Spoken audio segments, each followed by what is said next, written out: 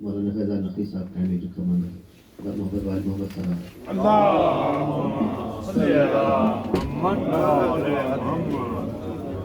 نعرہ تکبیر، نعرہ رسالت، نعرہ حیدری، حسینیت، حسینیت، یزیدیت، اہل بیت کے دشمنوں پر لعنت، نعرہ حیدری، درود محمد والے محمد، بلندتر صلوات.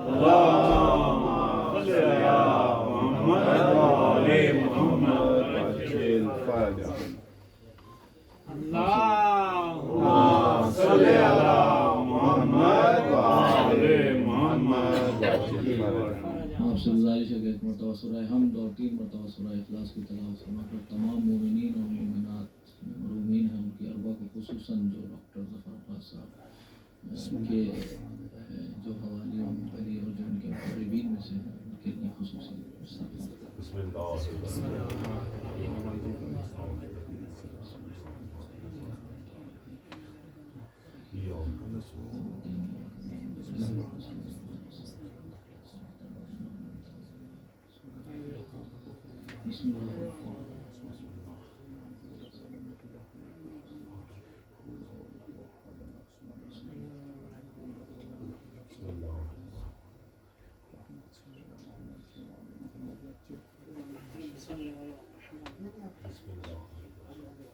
اللہم صلی علی محمد وآل محمد وعجل فرجهم. لا حول ولا قوة إلا بالله العلي العظيم.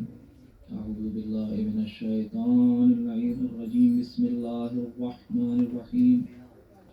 الحمد لله الذي لا يبلغ مدحته القائلون ولا يحصي نماءه العدون ولا يؤدي حقه المجتهدون الذي لا يدركه بعد الهمم ولا يناله غوث الفتن الذي ليس لصفته حد محدود ولا نعت موجود ولا وقت معدود ولا أجل ممدود. ماشاءاللہ. فطر الخلائق بقدرته ونشر الرياح برحمته وابتدى بالصخور ميدان أرضه. هو الذي إله كل شيء وخالق كل شيء وصانع كل شيء وعالم بكل شيء.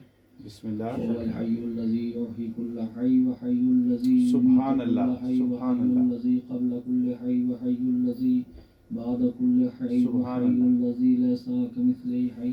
ماشاءاللہ. والصلاة والسلام على رسول الثقلين محبوب رب المشرقين والمغربين جد الحسن والحسين مولانا ومقتدانا بالقاسم محمد. اللہم صلی علی محمد وآل محمد وآله الطيبين الطاهرين المعصومين المظلومين ولعنة الله على أعدائهم أجمعين من يومنا إلى قيام يوم الدين. أما بعد فقد قال إمامنا زين العابدين عليه الصلاة والسلام في حق عقيلة بني هاشم يا أمة اسكتي أنت بحمد الله عالمة غير معلمة وفهمة غير مفاهمة. اللہم صلی علی محمد وآل محمد وعجل ایزان فرجهم. محترم اور برادران ایمانی، دوستان عزیز اور بزرگان ملت، آج کے اس گفتگو اور اس مجلس کا جو عنوان قرار دیا ہے وہ ہے خصوصیت حضرت زینب صلوات اللہ علیہا.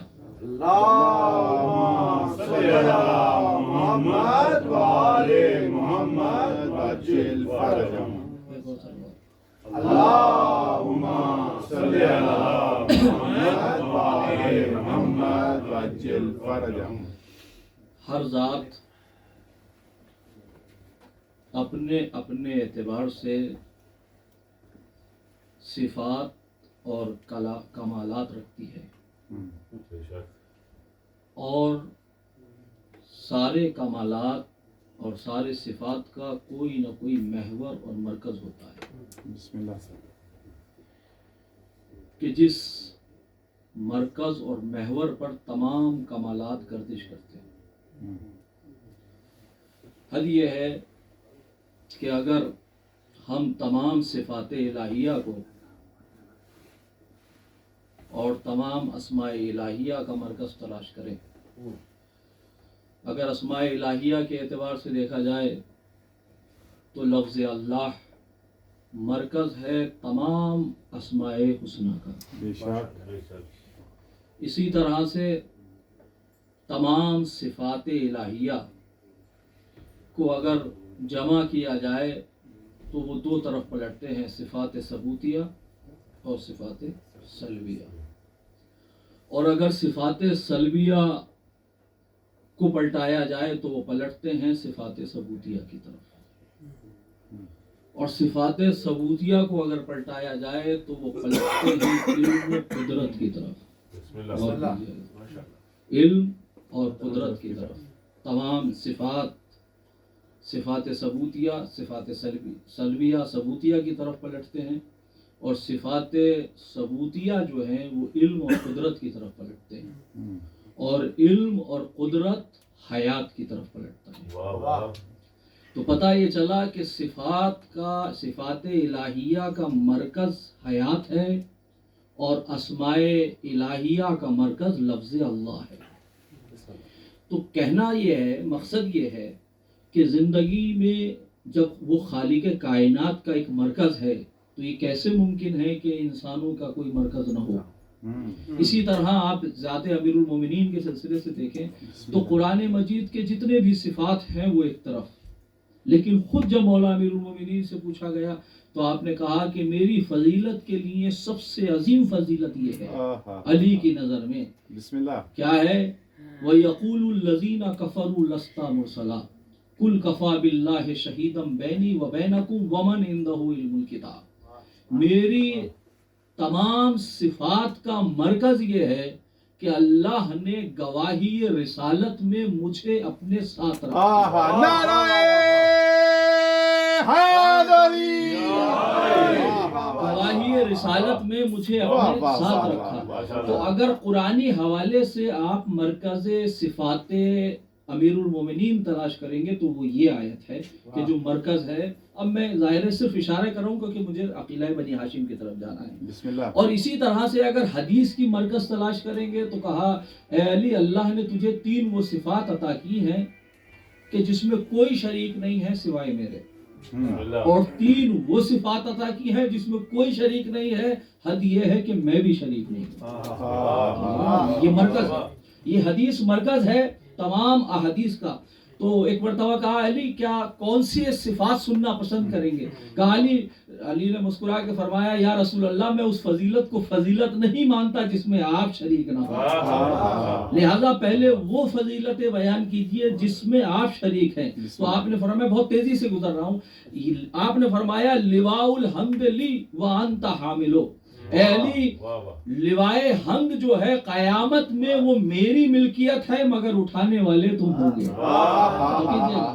والجنت لی وانت قسیمہما. جنت اور دوزخ میری ملکیت ہے مگر بانٹنے والے.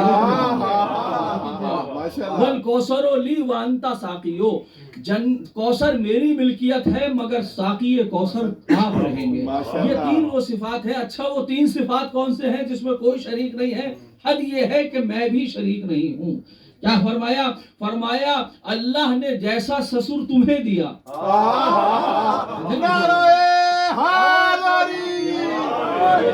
سحرن جیسا سسر اللہ نے تمہیں دیا کسی کو نہیں دیا. حد یہ ہے مجھے بھی نہیں دیا. پھر اس کے بعد فرمایا اوتیت الحسن والحسین. اللہ نے جیسے حسن و حسین تجھے دیے وہ کسی کو نہیں دیے. حد یہ ہے کہ مجھے بھی نہیں دیے. پھر فرمایا اوتیت زوجۃ صدیقہ. اللہ نے تجھے زوجہ صدیقہ دی. نعرہ حیدری. آزادی کی ذات پر بلند تر صلوات. اللہم صلی علی محمد و آل محمد. کسی کو نہیں عطا کی، حد یہ ہے کہ مجھے بھی عطا نہیں کی۔ تو اب ظاہر ہے یہ گھر میں نہیں کہہ رہے تھے، اصحاب کے درمیان میں کہتے رہے تھے، تو کسی کو کہہ دینا چاہیے تھا کہ آپ کے پاس تو خود زوجہ صدیقہ ہے۔ کسی کا نہ کہنا اس بات کی دلیل ہے کہ فاطمہ جیسا کوئی صدیقہ نہیں ہے۔ تو اب عزیزان گرامی اس کا مطلب یہ ہے، پھر اس کے بعد یہ آخری فقرہ جو فرمایا، انا منکم وانتم منا، لیکن اے علی تیری فضیلتیں میری فضیلتیں ہیں اور میری فضیلتیں تیری فضیلتیں ہیں۔ یہ کوئی مجاز نہیں تھا، اس لیے کہ اگر تیری زوجہ ہے تو وہ میری بیٹی ہے، اگر تیری زوجہ ہے تو وہ میری بیٹی ہے، اور اگر تیرے بیٹے ہیں تو مباہلے میں ابنانا و ابناءکم کی منزل میں میرے ساتھ جائیں۔ آپ نے محسوس کیا؟ تو اس کا مطلب یہ ہے کہ مرحلہ توحید پر بھی ایک مرکز بنتا ہے، مرحلہ امامت پر بھی اور مرحلہ رسالت پر بھی اور مرحلہ دین پر بھی۔ لیکن اب ظاہر ہے کہ مجھے جو ہے وہ شہزادی عقیلہ بنی ہاشم کے سلسلے سے بیان کرنا ہے۔ تلاش اس بات کی ہے کہ زینب کے فضائل کا مرکز کیا ہے، ان کی ذات کا مرکز کیا ہے، لیکن اس مرکز کو سمجھنے سے پہلے ان کی خصوصیات کو سمجھنا ضروری ہے، تاکہ پھر اس کے بعد تلاش مرکز شہزادی صفات شہزادی ثانی زہرا جو ہے وہ آسان ہو جائے۔ تو اب پہلی چیز کیا ہے؟ دیکھیے میں نے ابھی جو مجلس آپ نے سنی وہ توحید پر میں نے آپ کے سامنے بیان کی۔ میں اکثر مرحلہ توحید پر ایک بات کہتا ہوں، آل محمد دنیا میں اس لیے آئے کہ خدا پہچانا جائے۔ آل محمد دنیا میں اس لیے آئے کہ خدا پہچانا جائے۔ عباس اور زینب اس لیے آئے کہ آل محمد پہچانا جائے۔ یہ کوئی زور خطابت میں نہیں کہہ رہا ہوں، پوری ذمہ داری کے ساتھ جو ہے، اور یہ حدیث جب گفتگو آخری مرحلوں پہ ہوگی تو بات واضح ہو جائے گی۔ ایک کیفیت تو یہ ہے، دوسری کیفیت یہ ہے کہ ظاہر ہے کہ یہ ایام جناب زینب صلوات اللہ علیہ ہیں، تو میں مرحلہ توحید پر گفتگو کر چکا، اب مرحلہ زینبیہ پر گفتگو ہے، اور پھر یہ ایام جناب زینب کے ہیں، تو میں نے چاہا کہ اس کو جو ہے وہ موضوع سخن قرار دیا جائے۔ لیکن پہلے خصائص جناب زینب دیکھیے گا۔ ظاہر ہے کہ 14 معصومین میں یہ جملہ یاد رہے، آل محمد دنیا میں اس لیے آئے کہ خدا پہچانا جائے، اور عباس و زینب اس لیے آئے تاکہ اہل بیت پہچانے جائیں۔ تو جناب زینب، اب مجھے جناب زینب کے سلسلے سے گفتگو کی، عقیلہ بنی ہاشم، اگر آپ کی ولادت کے طور پر دیکھا جائے، دیکھیے 14 معصومین میں آپ کا شریک، آپ 14 معصومین تو معین ہے نا، اس میں آپ کا کوئی وہ نہیں ہے، نہ کوئی 15واں ہو سکتا ہے اور نہ ہوا ہے، تو ظاہر ہے کہ لیکن شہزادی کی ذرا کیفیت دیکھیے گا۔ جب آپ دنیا میں تشریف لائیں تو نام کس نے معین کیا؟ عام طور سے والدین نام رکھتے ہیں، گھر کا کوئی بزرگ نام رکھتا ہے، لیکن یہ نام زینب وہ نام ہے کہ جو جبرائیل آیت کے طرح سے لے کر آئے۔ میں خصوصیات بتا رہا ہوں، پھر اس کے بعد یہ خصوصیات کا مرکز کیا ہے اس کی طرف، اس سے پھر گفتگو ہوگی۔ تمام اسماء معصومین اللہ کی طرف سے رکھے ہوئے نام ہیں، تمام اسماء، صفات کی بات نہیں کر رہا ہوں، اسماء، اور کچھ صفات وہ ہیں جو معصومین اور معصوم بغیر وحی کے کام نہیں کرتے۔ شہزادی کا جو نام ہے زینب، وہ وحی کے ذریعے سے آیا، جبکہ آپ معصومین میں سے شمار نہیں ہیں، لیکن خصوصیت وہ لیے ہوئے ہیں کہ جس طرح سے بقیہ ائمہ معصومین کے نام آئے ویسے ہی جو ہے جناب زینب کا نام آیا، اور نام ہے زینب جو کائنات کی زینت علی ہے، اس کی زینت بن کر آئی ہے۔ اور دیکھیے نام آل محمد، جب خدا کوئی نام رکھتا ہے تو یہ ہم ہیں کہ جو ہو سکتا ہے کہ اس کی لائف اور اس کی زندگی سے مطابقت رکھتا ہو یا نہ رکھتا ہو، لیکن اگر اللہ کسی کا نام رکھ رہا ہے تو وہ اس کی زندگی سے مطابقت رکھتا ہوگا۔ تو میں کہوں گا کہ پوری زندگی امیر المومنین کی زینت کائنات ہے، اور جو امیر المومنین کی زینت بن جائے اسے زینب کہتے ہیں۔ اب یہ ساتھ ساتھ سنتے رہیے، میں صرف اشارے کرتا چلا جاؤں۔ اچھا چلیے صاحب، اب یہ نام رکھ دیا گیا، ابھی 5 یا 6 برس کے ہیں، اور بعض روایات میں 3 برس کی ہیں۔ آغوش امیر المومنین میں تشریف فرما ہے۔ ایک مرتبہ خود ہی پوچھتی ہیں، یا بتا اتحبنا، اے بابا کیا آپ ہم سے محبت کرتے ہیں؟ کہا بیٹی یہ کیسے ہو سکتا ہے کہ ہم آپ سے محبت نہ کریں؟ آپ نے فرمایا اتحب اللہ، کیا اللہ سے محبت رکھتے ہیں؟ کہا بیٹی یہ کیسے ممکن ہے کہ ہم اللہ سے محبت نہیں رکھتے؟ کہا پروردگار، کہا یا بتا اے بابا یہ تو بتائیے کہ ایک دل میں 2 محبتیں جمع کیسی ہو سکتی ہیں؟ ابھی کم سن ہے، ایک دل میں 2 محبتیں کیسے جمع ہو سکتی ہیں؟ آپ یہ کیوں نہیں فرماتے کہ محبت اس کے لیے ہے، شفقت ہمارے لیے ہے؟ یہ وہ حدیث ہے کہ جس کی وضاحت کے لیے وقت چاہیے۔ توجہ کر رہے ہیں؟ حب اللہ و شفقت اولاد، اکثر آپ نے یہ سنا ہوگا کہ یہ ہمارے بڑے شفیق استاد ہیں۔ شفقت کا مفہوم بڑا وسیع مفہوم ہے، پھر کسی موقع پر میں تو صرف ابھی خصوصیت جناب زینب کی طرف بات کر رہا ہوں۔ تو مجھے بتائیے کہ وہ جو کمسنی کا زمانہ ہے، جہاں بچے گنتیاں یاد کرتے ہیں، وہاں توحید کے مرحلے طے ہو رہے ہیں۔ یہ ہے مقام جناب زینب، یہ ہے خصوصیت جناب زینب۔ اور آگے بڑھیے، آپ نے جو زندگی گزاری وہ 7 معصومین کے درمیان ہے۔ جناب فاطمہ زہرا، رسالت مآب، مولا امیر المومنین، امام حسن، امام حسین، زین العابدین اور امام باقر علیہ السلام۔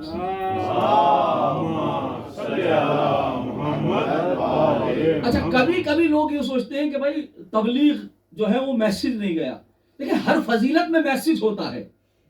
اگر آدمی غور کرے تو آپ جتنے بھی فضائل بیان کریں گے اس کے پیچھے ایک جو ہے وہ میسج ہوتا ہے۔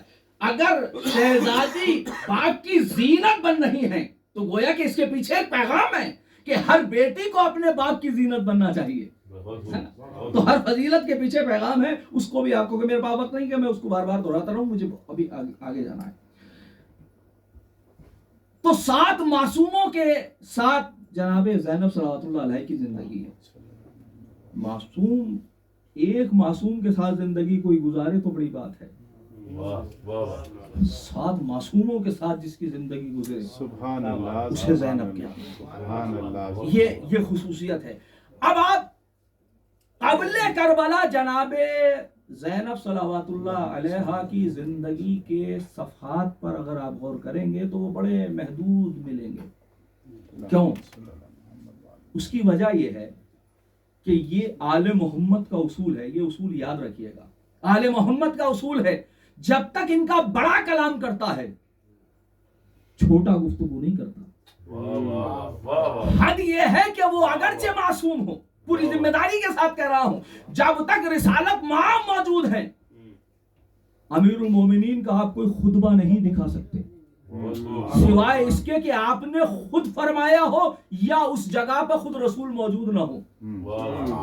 آپ خطبہ نہیں دکھا سکتے جب تک امیر المومنین موجود ہیں۔ امام حسن کا آپ کوئی خطبہ نہیں دکھا سکتے الا یہ کہ آپ نے خود حکم دیا ہو۔ اسی طرح سے ہر رشتے کی کیفیت ہے، جب تک امام حسن ہے امام حسین کا کوئی خطبہ نہیں دکھا سکتے، جب تک امام حسین ہے زین العابدین کا کوئی خطبہ نہیں دکھا سکتے۔ تو اس کا مطلب یہ ہے کہ جب معصوم کے سامنے معصوم گفتگو نہیں کرتا تو زینب بولے تو کیسے بولیں؟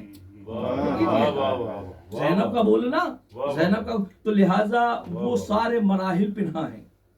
لیکن 1-2 واقعات جو ملتے ہیں اس میں سے میں نے ایک کی طرف اشارہ کیا، بچپنے کی طرف، اور جناب زینب صلوات اللہ علیہ کے جب مولا امیر المومنین حاکم تھے، غور کیجئے گا، جب آپ حکومت کوفہ میں تشریف لائے تو اس وقت، اب یہ ظاہر ہے 35 سے 40 ہجری کا یہ زمانہ ہے، اس وقت جو ہے آپ خواتین اہل کوفہ کو تفسیر کا درس دے رہی تھی۔ اب یہ جناب زینب کی فضیلت ہی نہیں ہے، یہ سیرت بھی ہے کہ ہر خاتون کو چاہیے کہ وہ قرآن کی مفسرہ بنے. توجہ کیجیے گا, قرآن فہمی کا درس رکھے. تو اب لیکن افسوس کی بات یہ ہے کہ تاریخ کی یہ ستم ظریفی ہے کہ ایک دو روایات تو ملتی ہیں, شہزادی نے جو تفسیر بیان کی اس کی تفصیلات نہیں ملتی. غور کیجیے گا, اس کے پیچھے کیا ریزن ہے وہ کبھی اور موقع پر بات ہوگی. لیکن اب آپ کربلا تک آئیے, توجہ کیجیے گا. بسم اللہ. قیام کربلا, کربلا کا جو قیام ہے امام, اس کے دو پہلو ہیں. اس کا آغاز 28 رجب سے شروع ہوا اور 10 محرم پہ شہادتیں ہوئی. اس پورے تحریک کے قیادت جو ہے وہ مولا امام حسین علیہ السلام کر رہے ہیں. توجہ کیجیے گا. بسم اللہ. اور بعد کربلا یعنی 10 محرم کے بعد کوفہ اور شام, اور اگر یہ روایت مان جائے کہ شام میں 1 سال رہی یا چند 1 سال والی روایت زیادہ اہم ہے, مدینہ تک اگر جایا جائے تو یہ 2 قیادتیں ہیں. بہت غور کیجیے گا, 2 قیادتیں ہیں. یہ قیادت امام زین العابدین کی شروع ہوئی 10 سے آخر سال یا 8 ربیع الاول تک. ٹھیک ہے. اب یہ 2 قیادتیں ہیں. میں قرآن کی روشنی میں آپ سے یہ پوچھنا, میں نے ایک جملہ کہا تھا کہ معصوم کے ساتھ چلنا آسان نہیں ہے. دیکھیں قرآن مجید نے جناب موسیٰ اولو العزم نبی ہیں, ان سے فرمایا دیکھو عبد من عبادنا, ہمارا ایک خاص بندہ ہے, جاؤ اس کے پاس جا کر علم حاصل کرو. توجہ کر رہے ہیں, علم حاصل کرو. اور جب کہا گیا کہ علم حاصل کرو, جناب موسیٰ گئے, جانے کے بعد پا لیا. اب قرآن کیا کہہ رہا ہے, وَآتَيْنَاهُ مِن لَدُنَّا عِلْمًا, یہ ہمارے وہ خاص بندہ تھا کہ جس کو ہم نے علم لدنی عطا کیا تھا.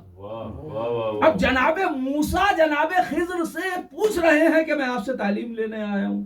آپ نے فرمایا اِنَّكَ لَن تَسْتَطِيعَ مَعِي صَبْرًا. اولو العزم نبی ہیں جناب موسیٰ, اور جناب خضر کیا کہہ رہے ہیں, تم میرے ساتھ صبر نہیں کر سکتے. یہ اگر باخدا روایت ہوتی تو اس کی تکذیب ہو جاتی.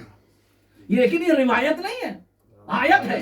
اِنَّكَ لَن تَسْتَطِيعَ, اور لن لام تابید ابد ہے, کبھی بھی تم. اور یہ چھوٹی بات نہیں, کسی اولو العزم کوئی استاد یہ کہے کہ تم میرے ساتھ نہیں چل سکو گے. اِنَّكَ لَن تَسْتَطِيعَ مَعِي صَبْرًا, تم میرے ساتھ صبر نہیں کر سکتے. اور پھر قرآن کے آگے آیت کہتی ہے تم کیسے صبر کر سکتے ہو جبکہ تمہارے پاس علم اور خبرہ نہیں ہے. اس چیز کے بارے میں تم کیسے صبر کر سکتے ہو جس کا تم علم نہیں رکھتے. تو جناب موسیٰ نے کہا نہیں, میں آپ کے ساتھ جاؤں گا اور میں انشاءاللہ صابرین میں سے ہوں گا. اب مجھے واقعات آپ کے اذہان عالیہ میں واقعہ موجود ہے. 3 جگہ پر کشتی کے موقع پر ٹوکا, یہ کیا کیا, کہا میں نے کہا تھا نا کہ میرے ساتھ صبر نہیں کر سکا. توجہ کیجیے گا. دوسری منزل پہ ایک بچے کو قتل کی کیفیت آئی, پھر وہی کیفیت, پھر دیوار کی کیفیت آئی, پھر اچھا جب دوسری منزل پہ جناب موسیٰ نے خود کہا, جب دوسرا واقعہ قتل کا ہوا تو کہا کہ اگر میں اب صبر نہ کر سکوں تو آپ مجھے جدا کر دینا. توجہ کیجیے گا. تو پتہ یہ چلا کہ موسیٰ اولو العزم نبی ہوتے ساتے. اچھا جناب خضر کیا نبی ہے؟ اختلاف ہے, لیکن اکثر یہ کہتے ہیں کہ وہ نبی نہیں تھے. اچھا کیا ان سے افضل ہے جناب موسیٰ سے؟ افضل نہیں ہے ظاہری شریعت میں. توجہ کیجیے گا. اس لیے کہ ان کو مبعوث ظاہر شریعت میں کیا گیا ہے, لیکن وہ جو دائرہ علم ہے عالم تکوین کا, اس میں عالم جناب خضر زیادہ ہے جناب موسیٰ سے. ان کا دائرہ حکومت اور ہے, ان کا دائرہ حکومت اور ہے, لیکن صاحب شریعت نبی ہیں, اولو العزم نبی ہیں, صاحب کتاب نبی ہیں. لیکن جب جناب خضر کے پاس گئے تو عالم کے ساتھ چلنا آسان نہیں ہوتا. 3 جگہ پر اشکال کیا. اب یہاں سے آپ جناب زینب کا اندازہ لگا سکتے ہیں جو فخر خضر امام حسین کے ساتھ بھی چل رہی ہیں اور زین العابدین کے ساتھ بھی چل رہی ہیں, اور صرف چل نہیں رہی ہیں بلکہ امام خود ان سے مشورہ کر رہے ہیں. تو پتہ یہ چل رہا ہے کہ کسی ایک معصوم کے ساتھ چلنا اور ہوتا ہے جو فخر جناب خضر ہو، دو معصوم ان کے ساتھ چلنا یہ زینب کا کمال ہے. نعرہ حیدری، آقا زادی کی ذات پر بلند تر صلوات. یہ ذرا خصوصیات جناب زینب کو معلوم. میں وہ چیزیں کو وہ کر رہا ہوں، ذرا آپ اپنے جذبات پر قابو رکھیے گا، اس لیے کہ فضائل اور مصائب بھی ساتھ ساتھ جناب زینب صلوات اللہ علیہ کے چلتے ہیں. لیکن میں صرف ان چیزوں کی طرف اشارہ کر رہا ہوں جو خصوصیات ہیں جناب زینب کی. تو آپ نے دیکھا کہ موسیٰ صاحب شریعت نبی ہوتے ساتھ جناب خضر کے، اور خضر کا منزل وہ ہے کہ امام حسن ان کو تعلیم دیتے ہیں. بسم اللہ. میں ان واقعات کی طرف نہیں جا رہا ہوں جب نانا بیٹھے ہوئے تھے اور ایک بزرگ آئے اور کہا کہ کچھ مسئلے لے کر آیا ہوں، کہا جاؤ گوشہ مسجد میں حسن ان کے مسئلوں کو پورا کرو. تو اصحاب نے پوچھا کہ یہ آنے والا کون تھا؟ کہا یہ جناب خضر ہے جو کبھی کبھی ہم سے مسئلے پوچھنے آتے ہیں. آج ہم نے اپنے بیٹے حسن کو جو ہے وہ اس کے، اور خود رسول اسلام نے پوچھا کہ مطمئن ہو گئے؟ کہا ہاں ہم مطمئن ہو گئے. تو میں کہوں کہ جو خضر کو پڑھا دے اسے امام حسن کہتے ہیں، ماشاءاللہ. اور جو امام حسن و حسین و سجاد کے ساتھ ساتھ چلے اسے زینب کہتے ہیں. اب آپ جناب زینب کی عظمت کا اندازہ لائیں. اس لیے کہ معصوم کے ساتھ گزرنا مشکل نہیں ہے. میاں معصوم سے معصوم کبھی کسی مولوی کے ساتھ رہ کر دیکھیے، ایک سلامات پڑھ کے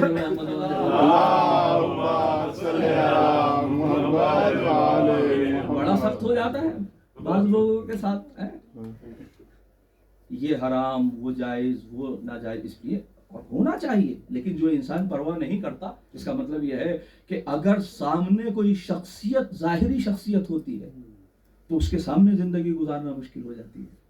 جناب زینب کا کیا مرتبہ ہے، بسم اللہ بسم اللہ، کہ آپ کی پوری زندگی گزر ہی معصومین کے سائے میں رہی ہے. اور آپ ایک روایت نہیں دکھا سکتے جہاں جناب زینب سے کہا ہو بیٹی یہ ایسا نہیں، یا بہن یہ ایسا نہیں، یا پھپھو یہ ایسا نہیں، ایسا کیجیے. ایک روایت نہیں دکھا سکتے. تو اس کا مطلب یہ ہے کہ جناب زینب، اب میں جا رہا ہوں آخر وہ مرکز کیا ہے. ابھی آپ خصوصیات کی طرف متوجہ ہیں. دیکھیں رسول اسلام جب دنیا سے جا رہے تھے تو آپ نے فرمایا بھائی کسی کا کوئی اگر قرض میرے اوپر ہے، حق ہے تو بولے. ایک وہ کھڑا ہوا اور کہا کہ یا رسول اللہ وہ ایک ناقہ کو آپ مار رہے تھے، اس کے نتیجے میں میرے اوپر جو ہے وہ تازیانہ لگا، میں وہ اس کا حق چاہتا ہوں. آپ نے کہا ٹھیک ہے جاؤ تازیانہ لے آؤ. تازیانہ آیا اور کہا کہ جس وقت آپ نے تازیانہ مارا میری کمر جو ہے وہ برہنہ تھی، آپ نے ردا کو ہٹایا. بہت غور کیجیے گا. اب تاریخ کہتی ہے جیسے رسول اسلام نے ردا کو ہٹایا تو مہر رسالت کا بوسہ لینا. اچھا یہ روایت وہ ہے جو برادران اہل سنت میں بھی ہے.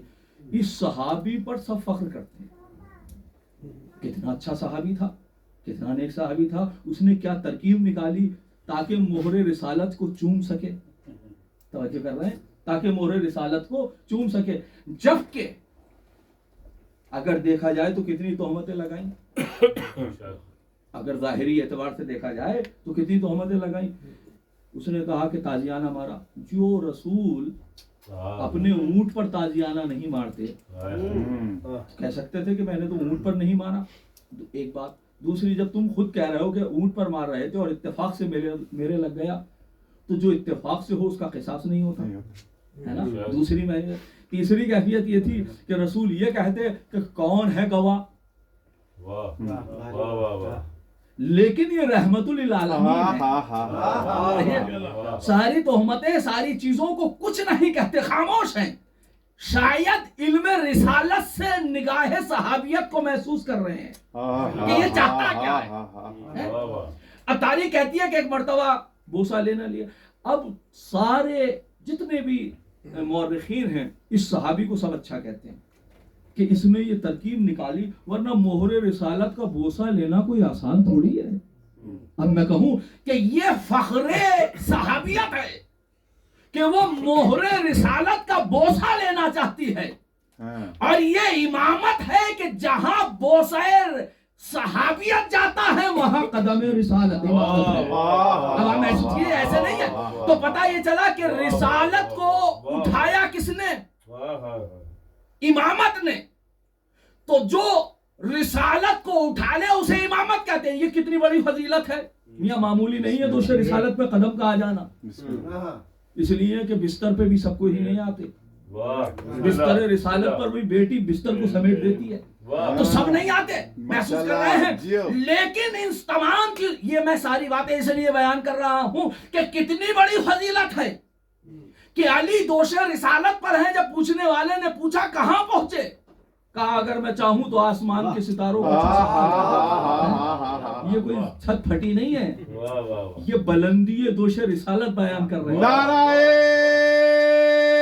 حیدری، یہ بلندی دوش رسالت کو بیان کر رہے ہیں کہ چاند سورج اور ستارے کی بلندی کچھ بھی نہیں ہے جو دوش رسالت کی بلندی ہے۔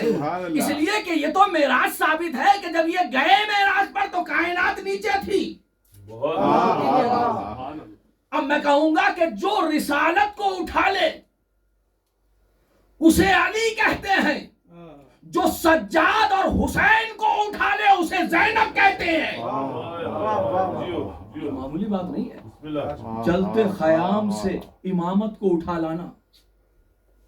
جب بھائی کے لاشے کو دیکھا، آنتا اخیل حسین، کیا تو میرا بھائی ہے؟ تو ہاتھوں پہ اٹھا کے کہا ربنا تقبل منا ھذا القربان، اللہ پروردگار ہماری اس قربانی کو قبول فرما۔ یعنی دو امامتوں کو اٹھایا ہے زینب نے۔ تو اگر رسول کو اٹھا کر علی کی عظمت اتنی عظیم ہے تو جو دو امامتوں کو اٹھائے اس زینب کی منزل کیا ہونی چاہیے؟ یہ ایک الگ پہلو ہے جناب زینب کی خصوصیت۔ اچھا، آپ کو تاریخ میں بہت کم ایسے لوگ ملیں گے کہ جس سے عصمت مشورہ لے۔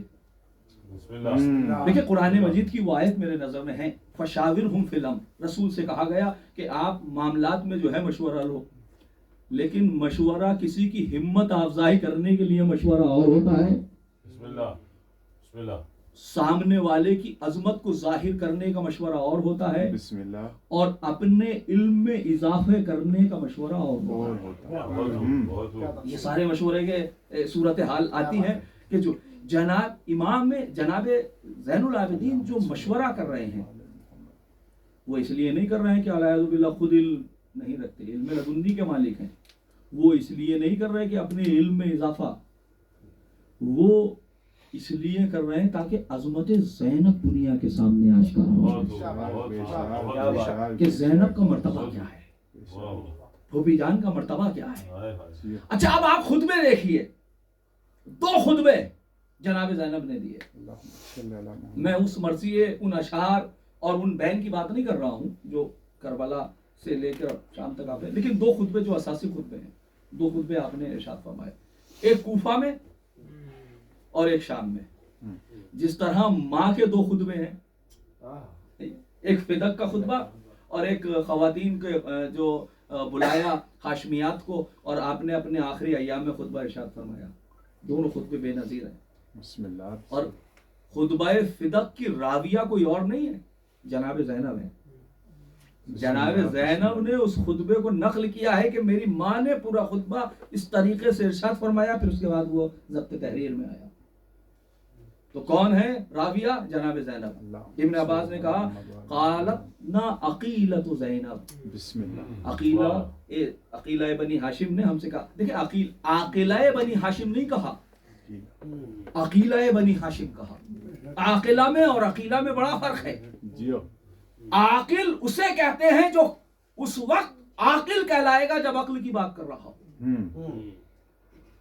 اور ایک انسان بات ہی نہیں کر رہا، خاموش بیٹھا ہوا ہے، اس وقت وہ عاقل نہیں ہے۔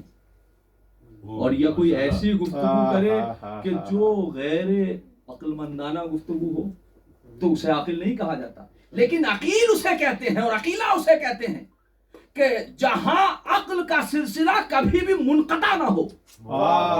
پاک بی بی کی ذات پر بلند تر صلوات.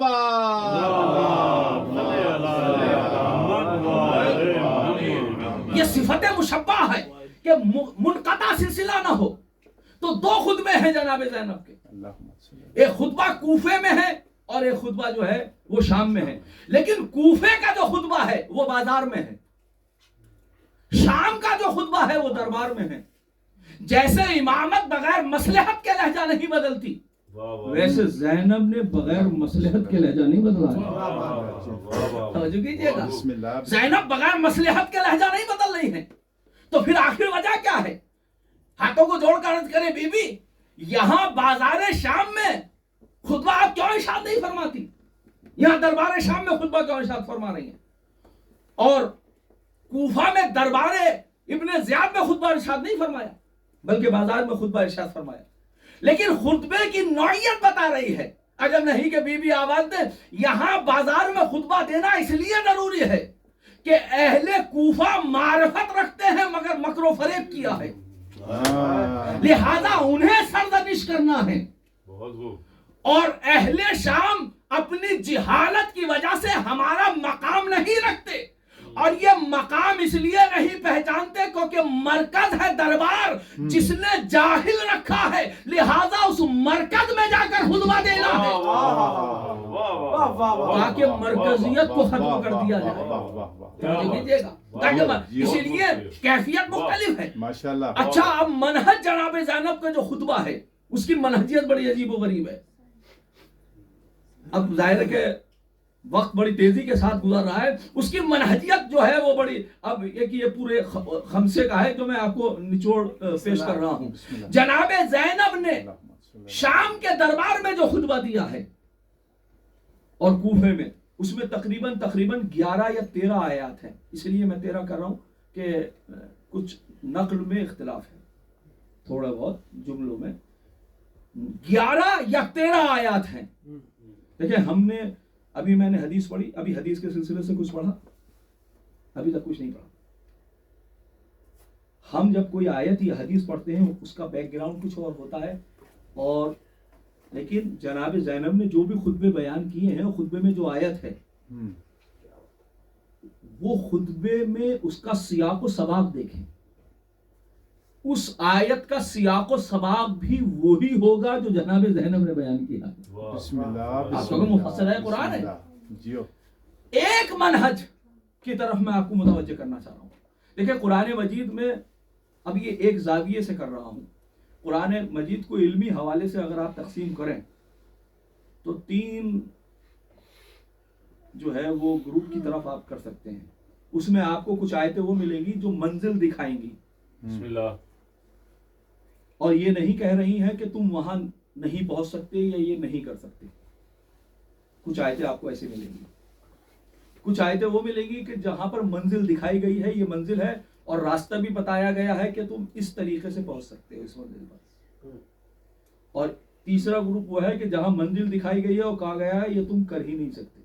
واہ واہ واہ واہ، توجہ کر رہے ہیں؟ بسم اللہ. میں صرف اشارے کر رہا ہوں کیونکہ وقت کم ہے، تفصیلات پھر کبھی. اور علمنا منطق الطیر، تمام واقعات اور معجزات جو ہیں وہ قرآن مجید نے کچھ انبیاء کے بیان کیے ہیں، کچھ قصے بیان کیے ہیں، کچھ سانحے بیان کیے ہیں. اس میں سے ایک جملہ جناب سلیمان کے لیے ہے، علمنا منطق الطیر، اللہ نے مجھ سے پرندوں سے گفتگو کرنے کا ہنر دیا. یہ ایک منزل ہے. اس کا مطلب کہ پرندے بھی اپنی ایک زبان رکھتے ہیں. بہت ماشاءاللہ.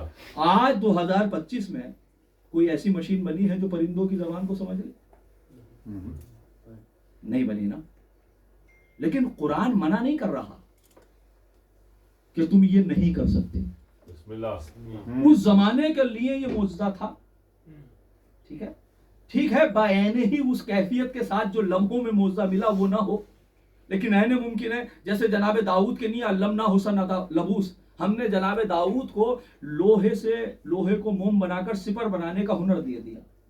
آج لوہے کو پگھلانا بڑا آسان ہے اور اس کو سپر آپ بنا سکتے ہیں. یہ الگ بات ہے کہ اس کیفیت بغیر کسی آلے کے وہ معجزے کا جو اسٹیٹس ہے وہ اپنی جگہ برقرار ہے، لیکن ایک حد تک اس کے قریب ہو گیا انسان बेशक اپنی ترقی اور علم کی بنیاد پر. یہ آیت جو کہہ رہی ہے علمنا منطق الطیر، اللہ نے مجھ سے پرندوں سے گفتگو کرنے کا ہنر دے دیا. اچھا عام طور سے لوگ جو ہے ایک صلوات پڑھ لیں آپ حضرات. اللہم صلی علی محمد وآل محمد. ہم جب کوئی اس طرح سے سائنس کی بات کرتے ہیں تو بعض لوگ ہمارے نوجوان کہتے ہیں، ہم کہتے ہیں میاں 1400 برس پہلے مولا نے یہ فرما دیا تھا اور اب سائنس نے تو اب ترقی کی ہے. جیسے کہ نہج البلاغہ میں ہے پانی بہ رہا تھا اور آپ نے فرمایا میں چاہوں تو اس پانی سے نور بنا سکتا ہوں، روشنی.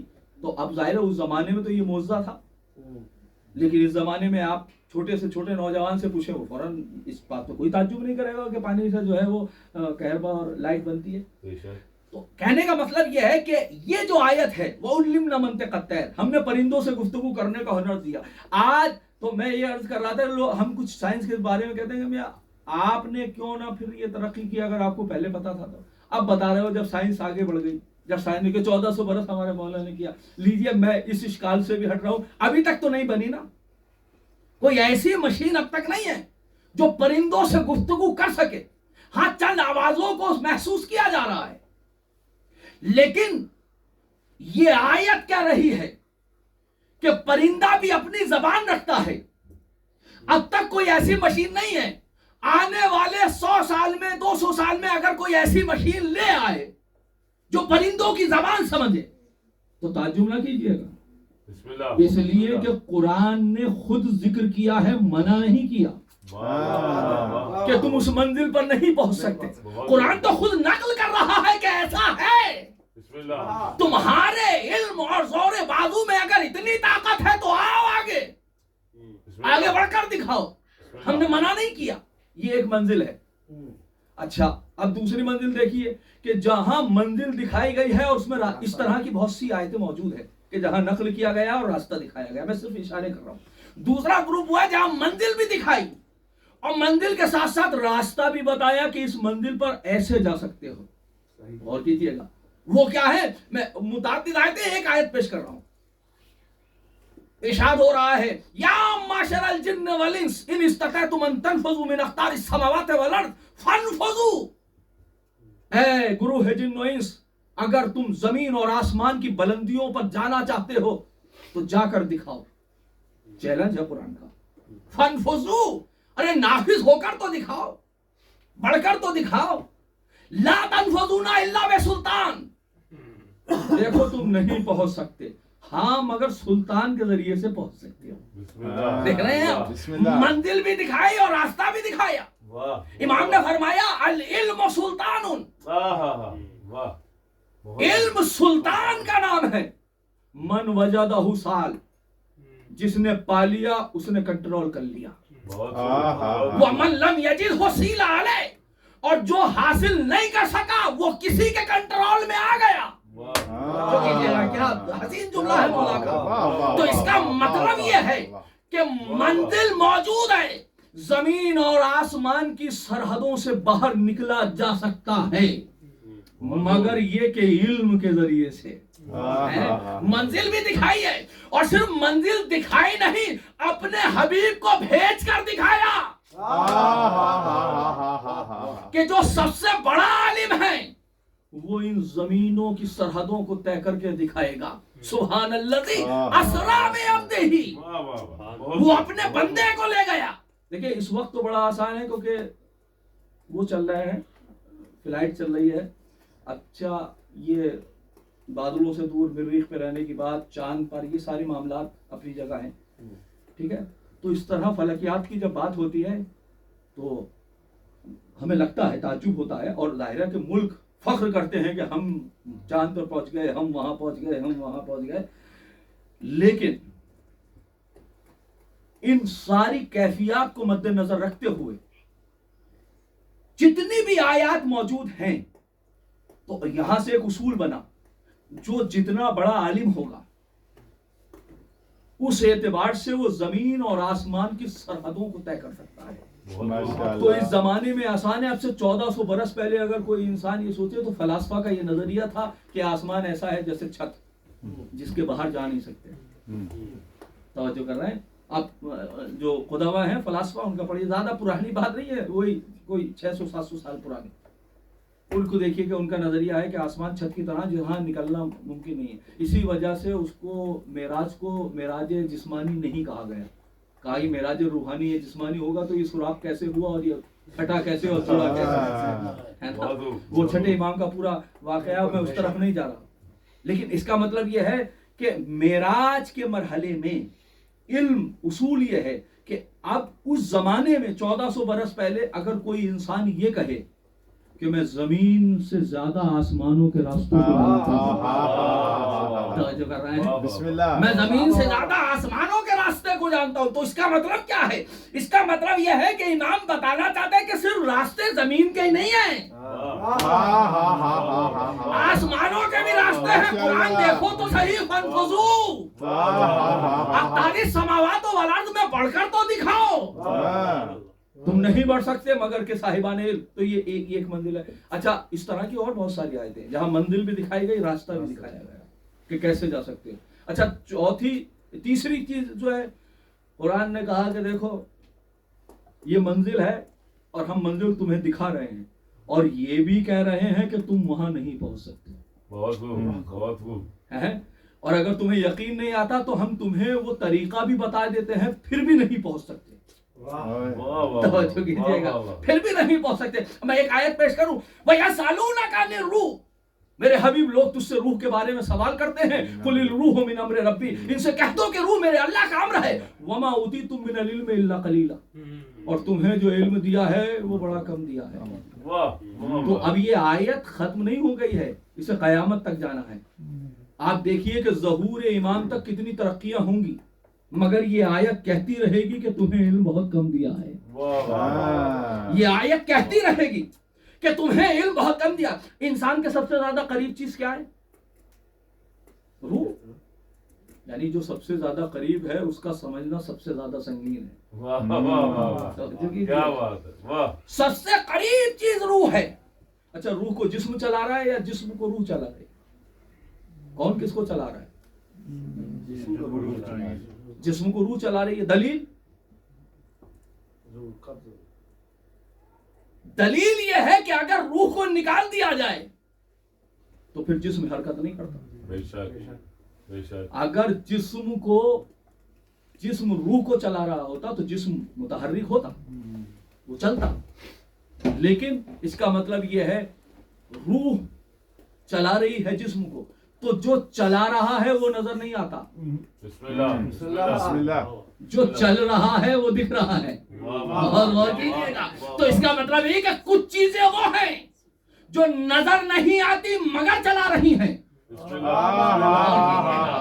یہاں سے اس حدیث کا فلسفہ سمجھ میں آئے گا، لولا الحجہ لساخت الارض باہلہا، اگر حجت خدا نہ ہو تو زمین اہل و عیال کے ساتھ دھس جائے. اس کا مطلب یہ کائنات چل رہی ہے، پروردگار چلا رہا ہے اپنی حجت کی وجہ سے. یا امام المنتظر، یا امام المنتظر، نعرہ حیدری. بہت آگے ہو گئی ہے، میں بہت جلدی سے سمیٹ رہا ہوں. تو پتہ یہ چلا کہ 3 موقع ہو گئے. اچھا، صرف یہ نہیں ہے، قرآن مجید کی وہ آیت جہاں انسان کی خلقت کا تذکرہ ہوا ہے اور پھر بتایا کہ انسان جو ہے، ہم نے انسان کو مٹی سے اور پھر مٹی کو جوہر بنایا، پھر جوہر کو علقہ، پھر علقہ کو مضغہ، پھر مضغے پہ ہڈی اور ہڈی پہ فانشانہ خلقا آخر، اور پھر ہم نے اس کو دوسری مخلوق بنایا. پروردگار کہہ رہا ہے کہ لو میں نسخہ بھی بتا رہا ہوں، ہمت ہے تو کر کر دکھاؤ. بسم اللہ. یعنی نسخہ بھی بتایا جا رہا ہے کیسے کیسے اسٹیپ بائی اسٹیپ، لیکن تم نہیں کر سکتے. فتبارک اللہ احسن الخالقین، اس لیے کہ وہ بہترین خلق. ہم مانتے ہیں تم ہماری مخلوق ہو، تم بھی خالق ہو، لیکن ایسا خلق نہیں کر سکتے. یہ وہ منہج ہے، تینوں منہج اگر آپ تک پہنچ گئے ہیں تو یہ وہ منہج ہے قرآن کا کہ جس کو چیلنج کہا جاتا ہے. قرآن نے متعدد بار کہا. اس طرح کی بہت سی آیتیں ہیں. دیکھو، تم قرآن کا جواب لے آؤ، قرآن کا نہیں، اشر سور مفترض سے 10 لے آؤ، 10 نہیں 1 لے آؤ، فاتو بسورۃ من مثلہ. نہیں لا سکتے، یہ چیلنج ہے قرآن. بہت سارے ایسے چیلنج قرآن نے کیے ہیں. تو پتا چلا 3 کیفیتیں ہیں. ایک وہ کہ جہاں منزلیں دکھائی گئی ہیں، اور قرآن منزلیں دکھا کر خاموش ہو گیا، انسانیت کے لیے راستہ کھول دیا کہ آگے بڑھو۔ دوسری وہ ہے منزل دکھائی ہے، منزل کا طریقہ بھی دکھایا ہے کہ کیسے پہنچ سکتے ہو۔ تیسرا وہ ہے منزل دکھائی ہے اور کہیں کہیں راستے کے اجمالات بھی دکھائے ہیں، مگر کہا ہے تم وہاں پہنچ نہیں سکتے، ہمت ہے تو پہنچ کر دکھاؤ۔ قرآن مجید کا یہ وہ منہج ہے کہ جو سب سے عظیم منہج کہا جاتا ہے۔ زینب نے اپنے خطبے میں اسی منہج کا استعمال کیا۔ آپ دربار شام میں حاکم کی نگاہوں کے سامنے نگاہیں ڈال کر کہہ رہی ہیں، عجیب جملہ ہے، کت قیدک، اپنی محنتیں کر لے، وسع سائق، اپنی کوششیں کر لے، مناسب جوہدک، جتنا بھی ہو سکتا ہے سارے وسیلے اختیار کر لے، واللہ لا تمحو ذکرنا، قسم خدا کی تو ہمارے ذکر کو مٹا نہیں سکتا۔ تو میں کہوں گا یہ زینب نہیں بول رہی ہے، یہ وحی کے لہجے میں کہہ رہی ہے، ہمت ہے، حکومت ہے تو مٹا کر دکھا۔ اہل بیت کے دشمنوں پہ لعنت، نعرہ حیدری، پاک بی بی کی ذات پر بلند تر صلوات۔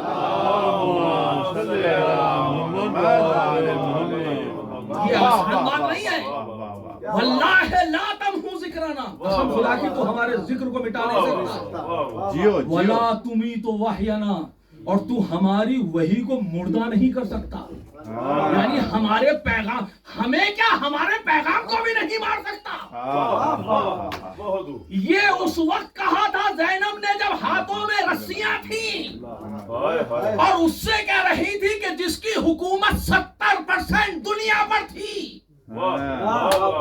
اور اب نہیں کہہ رہی تھی، اس زمانے میں کہہ رہی تھی کہ جب کہیں آثار حسینی بہت زیادہ نمایاں نہ تھے۔ آج کے حساب سے نہ دیکھیے، یہاں اگر 100 سال پہلے آپ دیکھیں تو کتنی مجلسیں ہوتی تھی اور آج کتنی ہو رہی ہیں؟ یہ مجلسیں نہیں ہو رہی ہیں، یہ وہ زینب کا چیلنج ہے، واللہ لا تمحو ذکرنا، اور یہ چیلنج اس مرحلے تک پہنچا کہ یزید کے دربار میں خود یزید کا ذکر ختم ہو گیا، وہاں بھی زینب کا چرچا ہے۔ خدا کی قسم یہ بڑا، جہاں وہ یہ کہہ رہا تھا کوئی وحی نہیں آئی، تو کہا تو کہہ رہا وحی نہیں آئی، تو ہماری وحی کو مردہ نہیں کر سکتا۔ تو کہہ رہا ہے کوئی خبر، یہ لعبت بنو ہاشم، اگر لعبت بنو ہاشم ہوتا تو یہ اس وقت رہے گا جب تک بنو ہاشم ہوں گے، لیکن ہم رہیں یا نہ رہیں، لیکن ہمارے زینب نے یہ نہیں کہا کہ تو ہمیں نہیں مٹا سکتا، کہا واللہ لا تمحو ذکرنا، ہمارے ذکر کو نہیں مٹا سکتا۔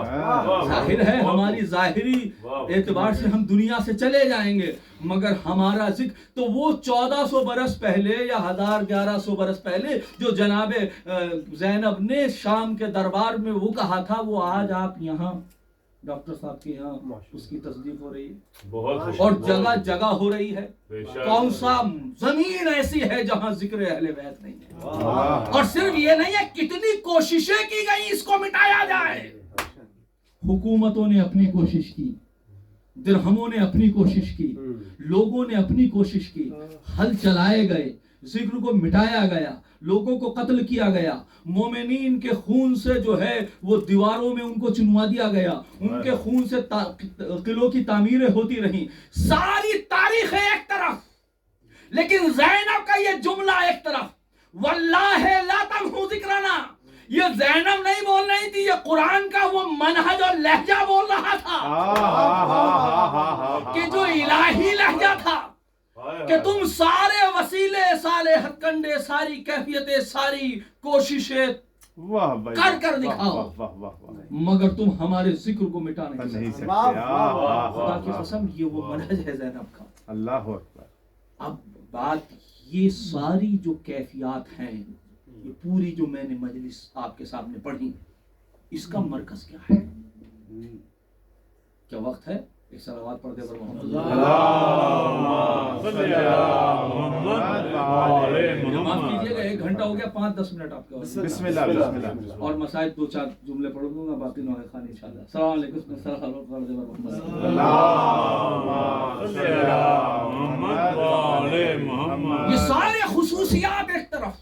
خصوصیات کا مرکز کیا ہے؟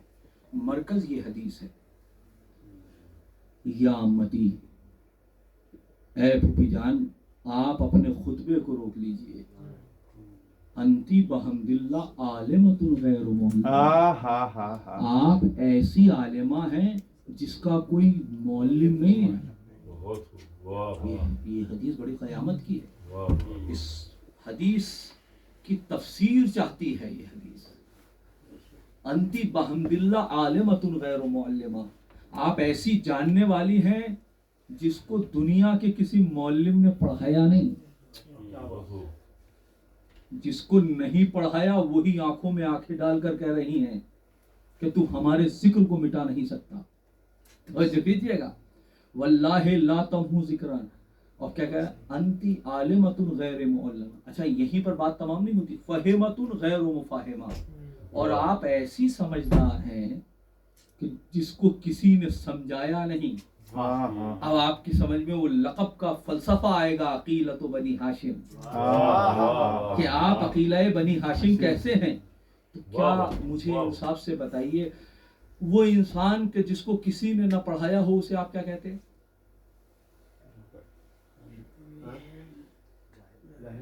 بھائی جس کو کسی نے نہ پڑھایا ہو وہ جاہل ہی تو ہوا۔ بھائی ہمارے یہاں جس کو کوئی نہ پڑھائے وہ جاہل ہوا، اور جس کو کوئی پڑھائے وہ عالم ہوا۔ مگر کیا کیا جائے، میں جملے کو پلٹ رہا ہوں، جس کو پڑھایا جاتا ہے وہ جاہل ہوتا ہے، جس کو نہیں پڑھایا جاتا وہی عالم ہوتا ہے۔ اب یہ جملہ تفسیر چاہتا ہے، لیکن اشارے کر رہا ہوں اور آپ کی سماعت پر بھروسہ کرتے ہوئے اشارے کر رہا ہوں۔ قرآن نے دو انسانوں کا تذکرہ کیا، واللہ اخرجکم من بطون امہاتکم لا تعلمون شیئا، یہ پوری انسانیت ہے جو جاہل پیدا ہوئی، یہ ایک انسان ہے، اور ایک طرف وہ ہے الرحمن علم القرآن، کہ جس کو تعلیم پہلے دی گئی بعد میں خلق کیا گیا۔ تو دو طریقے کے انسان قرآن کی روشنی میں ہو گئے۔ اچھا اس روایت کو اگر یہ کہہ دیا جائے، توجہ کیجئے گا، اس کے تین پہلو ہو سکتے ہیں۔ بڑا آسان ہے یہ کہنا کہ یہ کمزور روایت ہے، سند کمزور ہے، آپ کہہ دیجئے، آسان ہے آپ کے لیے، لیکن روایت اتنے تواتر کے ساتھ ہے کہ آپ اس کا انکار نہیں کر سکتے۔ اچھا علامہ ہلی کہ یہاں ہے کہ بھئی جو چیز آپ کی سمجھ میں، بھئی ایسا کون سا عالم ہے کہ جس کو پڑھایا نہیں گیا اور وہ ایسا عالم ہو، اور جو سارے صفات ہیں وہ میں آپ کو بتا چکا۔ یہ پوری مجلس میں نے اسی لیے پڑھی، پوری بات اسی لیے پڑھی تاکہ یہ حدیث کو سمجھا جا سکے، جو حدیث میں نے محور سخن اور مرکز گفتگو قرار دی۔ تو اب یہ حدیث کا مفہوم اگر یہ کہا جائے کمزور ہے تو وہ نہیں بنتا۔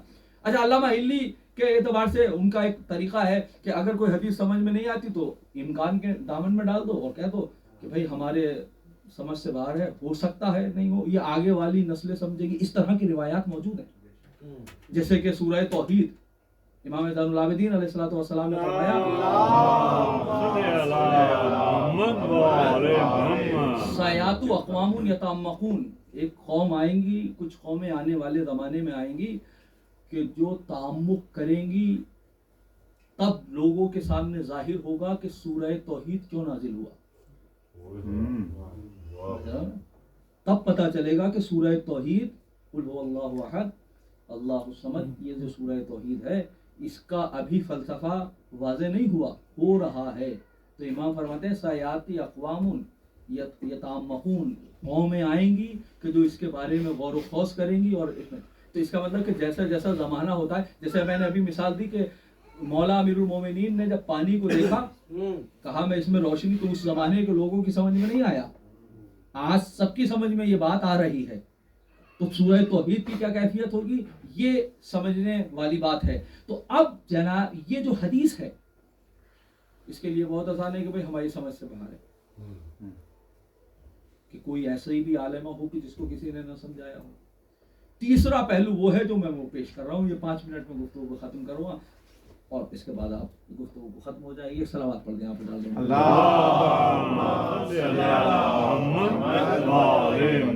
دیکھیں عالم دو طرح کے میں نے آپ کے سامنے بیان کر دیا، ایک وہ کہ جو دنیا میں جاہل آیا، ایک وہ جو علم لے کر آئے۔ قرآن نے مختصر تذکرہ کیا وَعَلَّمَ آدَمَ الْأَسْمَاءَ كُلَّهَا، ہم نے آدم کو علم اسماء دیے، جناب خضر کے لیے کہا آتَيْنَاهُ مِن لَدُنَّا عِلْمًا، ہم نے ان کو علم لدنی دیا۔ اس طرح سے قرآن تذکرہ کرتا رہا ساری چیزیں۔ اچھا جناب زینب کوئی نبی نہیں ہے،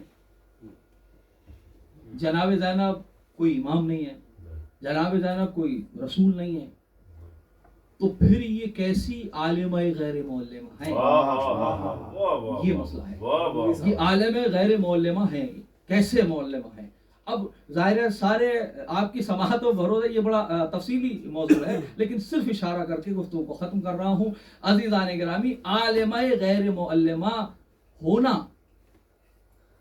कि जो बगैर किसी उसके, मैंने एक बात कही कि कोई किसी का आलिम होता है, अगर एक इंसान आलिम है, उसको दर्स दिया गया, उसका मौलिम है, उस्ताद है, पढ़ाया गया, कहा भाई ये इंसान आलिम है, वो हकीकत में आलिम नहीं है, वो उतने दायरे का जाहिल नहीं है जितने दायरे में उसने इल्म हासिल किया, लेकिन उसे आलिम नहीं कहेंगे। जैसे यहाँ पर बैठे मैं कहूँ भाई आप में कौन है हाफिज कुरान, तो अफसार भाई कहें मैं हूँ, सूरह अलहम्द याद है, सूरह कुल याद है, इन्ना अतैना याद है, फला सूरह याद है, फला सूरह याद है। अच्छा, इनसे पूछा, इन्होंने और 5 के 10 बताए, इनसे पूछा, इन्होंने 20 बताए, क़िबला से पूछा, क़िबला को 25 सूरह याद थे। तो मुझे बताइए कि हाफिज कुरान कहा जा सकता है इसे? हाफिज अपने पूरे माना उस वक्त देगा जो मुकम्मल कुरान का हाफिज हो। हाँ, मजाजी तौर से कह सकते हो कि तज़म्मुनी जुज़ी अपने कुल्ली पर इतलाक करती है कभी कभी, लेकिन हकीकी माना पे नहीं, हकीकी माना पे नहीं हो सकता। यही तो वजह है कि अगर कोई इंसान किसी भी मरहले में इल्म हासिल करे तो हम ये कह सकते हैं ये केमिस्ट्री का माहिर है, केमिस्ट्री का जाहिल नहीं है, ये फिजिक्स का जाहिल नहीं है, फिजिक्स का मास्टर है, लेकिन उसे आलिम नहीं कह सकते। आलिम होने के लिए जहां तक इल्म की सरहदें हैं वहां तक उसका आलिम होना जरूरी है। कोई दुनिया में ऐसा आलिम मुझे दिखाइए कि जो ये कहे, जो जिसका मुदर्रिस हो, जिसका उस्ताद हो, कि वो ये कहे कि साहब मैं जो हूँ वो सारा चीजों को जानता हूँ। कहने लगे आपके पास सब कुछ है सिवाय अक्ल के। अगर आप सब चीजों को जानते हैं तो आपके पास, हम समझ गए आपके पास क्या है और क्या नहीं है। तो इसका मतलब यह है कि इंसान की जिहालत का दायरा ज्यादा वसी है, इल्म का दायरा कम है। तो जब इल्म का दायरा कम है तो उसे आलिम कामिल कैसे कहा जाए? तो आलिम का लफ्ज इसीलिए वो हदीस है, नहनुल उलमा व शियातुना मुतअल्लिमून, हम आलिम हैं और हमारे शिया मुतालिम हैं जो इल्म हासिल कर रहे हैं। तो कीजिएगा, तो दुनिया का कोई भी इंसान ले आओ, उसका दायरा इल्म महदूद है, उसे आलिम नहीं कह सकते। हाँ, मजाजी तौर से आप कह लीजिए, आलिम के आलम भी कहा जाता है, वो मजाजी है। मैं ये ना कह रहा कि वो गलत है, नहीं, वो अपनी जगह दुरुस्त है, लेकिन मजाजी है, हकीकी नहीं। हकीकी होने के लिए ये कहना जरूरी है, जो चाहे वो पूछ लो।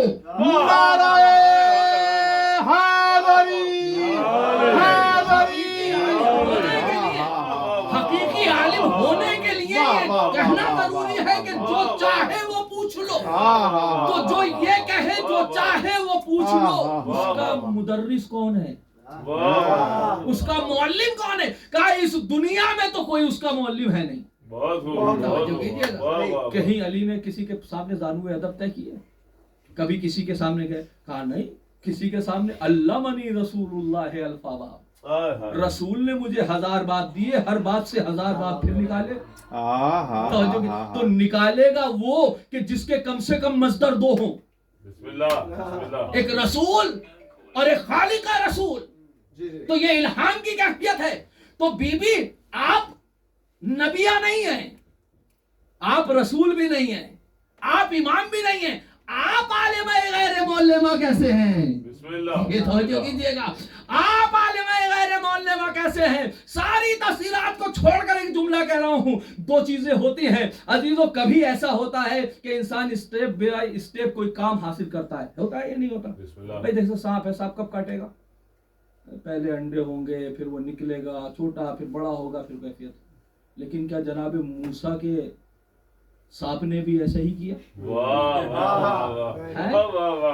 क्या उन्होंने भी ऐसा किया? क्या नहीं? तो इसका क्या मतलब है कि 2 चीजें हैं इस मखलूकात की, 2 चीजें, एक स्टेप बाय स्टेप चलना اور ایک کن فیکون، ہو جا تو ہو جاتی ہے.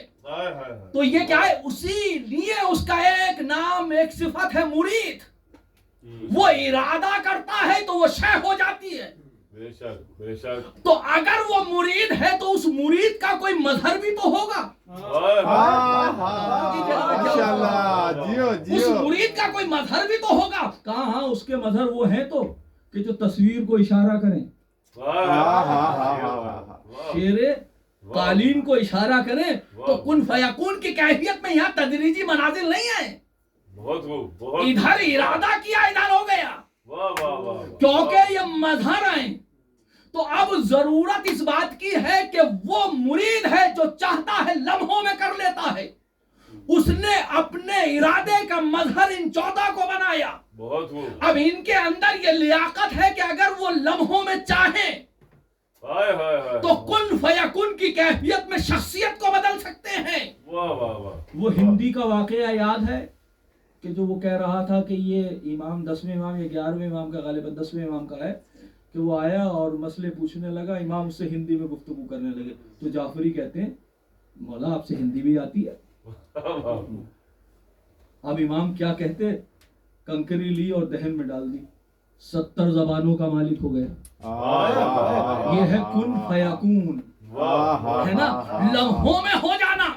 قالین کا شعر یہ آپ کے سامنے اور اس طرح کے بہت سارے واقعات موجود ہیں، بہت ساری. تو کیونکہ وہ مرید کا مظہر ہیں. تو اب 2 کیفیتیں ہیں علی کے سامنے. یا تو کن فیکون کی کیفیت میں زینب کو عالمہ غیر معلمہ بنا دیں یا کسی استاد کے پاس دیں. توجہ کیجئے گا میں کیا عرض کر رہا ہوں. کسی استاد کو دیں. اب کیونکہ مولا امیر المومنین جانتے ہیں کربلا کا واقعہ ہونا ہے، کربلا کی تیاریاں چل رہی ہیں، اور تیاری ایسی چل رہی ہے کہ بھائی سے کہہ رہے ہیں عقیل کوئی ایسا جوان، ایسا خاندان تلاش کرو کہ جس سے جوان ایسا شجاع بیٹا پیدا ہو جو حسین کے کام آئے. تو جب علی کی نظر عباس پر ہے تو یہ کیسے ممکن ہے زینب پر نہ ہو؟ تو عجب نہیں کہ پروردگار سے کہا پروردگار مجھے ایک ایسی بیٹی بھی چاہیے کہ جو حسین اور سجاد کے ساتھ ساتھ چلے، لہذا اس کو جب زبان چسائی جائے تو وہ علم لدنی کی مالک بن جائے. صلوات پڑھ دیں محمد آل محمد.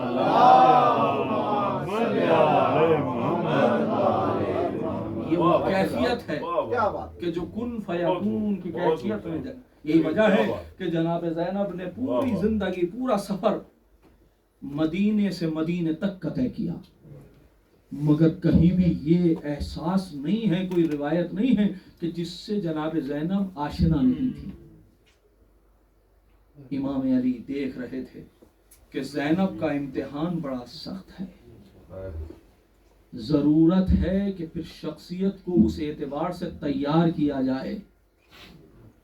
اور یہی وجہ ہے کہ امام حسین بھی جب رخصت ہو رہے ہیں تو عجیب جملہ آپ نے فرمایا ہے، یا اختی لا تنسینی فی نافلۃ اللیل.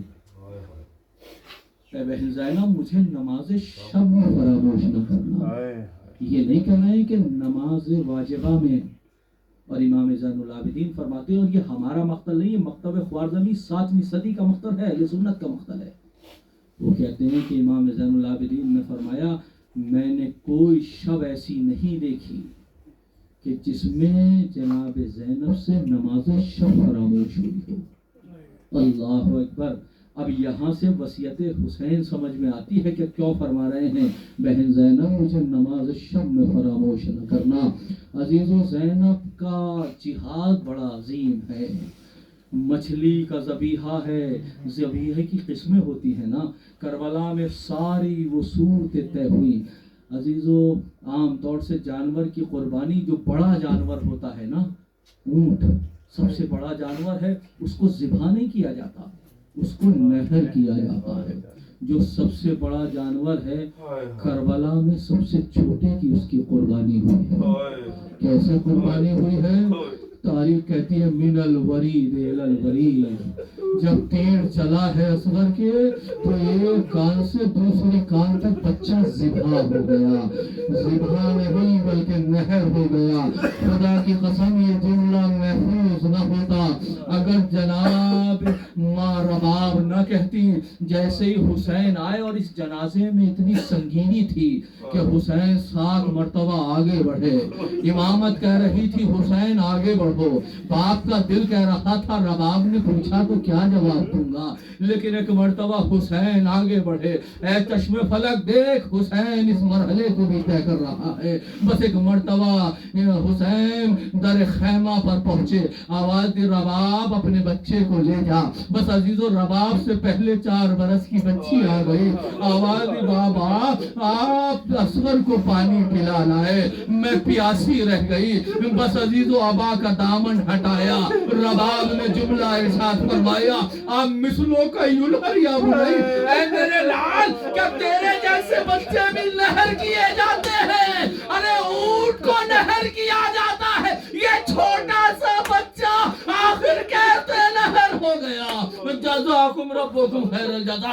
خدا آپ کو کسی غم میں نہ رلائے سوائے غم شہدائے کربلا کے۔ اور دوسری کیفیت کیا ہے کہ ذبح کیا جاتا ہے، لیکن جب ذبح کیا جاتا ہے تو جس کو ذبح کیا جائے اسے پانی پلا لیا جاتا ہے، جانور کو بھی پانی پلا لیا جاتا ہے، مگر اللہ رے حسین جب ذبح کر دیا گیا تو ایک مرتبہ پسے پشت سے ذبح کر دیا گیا۔ خاک کربلا کو حسین نے سمیٹا، پیشانی کو زمین پر رکھا، آواز دی لا معبود سواک، پروردگار تیرے علاوہ کوئی لائق معبود نہیں ہے۔ اور ادھر شبر کا خنجر چل رہا تھا، منادی کی ندا تھی الا قتل الحسین بکربلا۔ 70 قدم کے فاصلے پر زینب دیکھ رہی تھی اور فریاد کر رہی تھی اے پسر ساز میرا ماجایا 3 دن کا۔ عزیزو تیسری کیفیت یہ ہے کہ وہ مچھلی کہ جس کی حیات پانی میں ہوتی ہے، اگر اسے پانی سے نکال دیا جائے تو مچھلی رفتے رفتے اپنی زندگی کو کھو دیتی ہے۔ یہ زینب اپنے خیمے سے جو نکل رہی ہے نا اور سید سجاد کا شانہ ہلا رہی ہیں اور کہہ رہی ہیں میرے لال تم امام وقت ہو، بتاؤ ہمارے پاس شہادت کی 2 کیفیتیں ہیں، یا ہم جل کر مر جائیں یا برہنہ سر خیموں سے نکل جائیں۔ عزیزو مچھلی کا ذبیحہ ہے پانی سے نکل جانا، بے پردگی زینب شامل ہے شہادت میں۔ بس ایک مرتبہ کہا علیکن الفرار، اے پوپی اماں ابھی جہاد طویل ہے۔ بس ایک مرتبہ زینب نکلی تو صحیح مگر فرات کا رخ کیا، اے میرے شیر زینب جب تک تم زندہ تھے زینب کو یقین تھا کہ کوئی سر سے چادر نہیں چھین سکتا، لیکن اے میرے غازی زینب کی چادر اتر گئی۔ بس عزیز و آخری جملے تاریخ کہتے ہیں یہی وہ مرحلہ تھا۔ اب جب یہ قافلہ جا رہا ہے زینب کی کیفیت عجیب ہے، زینب نے سب کو سوار کیا آیا مگر زینب کو جب کوئی سوار کرنے والا نہ تھا تو ایک مرتبہ زینب نے یہاں اپنے بچوں کو یاد نہیں کیا۔ وہ زینب جو ہمیشہ بھائی کو یاد کرتی تھی آج اپنے بھائی کو بھی یاد نہیں کیا، بلکہ کہا یا اخی ابا الفضل اے میرے شیر انت الذی ارکبتنی ذرت الخروج من المدینہ، اے میرے شیر جب مدینے سے چلی تھی تو بڑی شان سے زینب کو سوار کرایا تھا، اب زینب کو کوئی سوار کرنے والا نہیں ہے، وہاں لاشا تڑپا۔ اب جب زینب نکلی ہے بھائی کے لاشے کو دیکھا ہے تو اونٹ سے گر گئی، مدینے کا رخ کیا، یا جدہ صلی علیہ ملیک السما، اے نانا آپ پر فرشتوں نے نماز پڑھی، हादल हुसैन मुरम्मिलुल बिद्मा, ये मेरा भाई है जो खानो खून में गलता है, मकतूल आदत मिनल किफा, जिसे पसे पुस से ज़िबा कर दिया गया, मसलूबुल अमामत वर रिदा, अरे जिसके अमामे को ले लिया गया, ये मेरा हुसैन है। ऐ मेरे लाल सैयद सज्जाद, मगर मेरे लाल तुम्हारी कैफियत अजीब है। ऐ पुपी अम्मा, आखिर कैफियत कैसे अजीब ना हो? वो जवान बेटा क्या करे जिसके बाप का लाशा बेगोरों कफन पड़ा हो, हाथों में हथकड़ियां हो, पैरों में बेड़ियां हो।